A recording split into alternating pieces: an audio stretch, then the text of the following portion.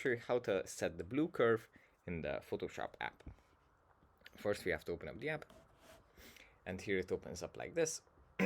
From here we just go into the top row, click on filter, and then we click on camera raw filter, and here in the right side we just scroll down, and under the curve section we have this little blue circle. We click on this, and then we can adjust this curve to our liking,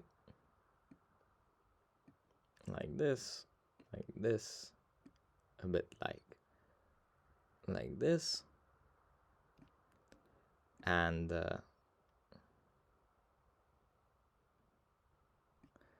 yeah, can play around this with the settings to achieve the desired effect in our picture.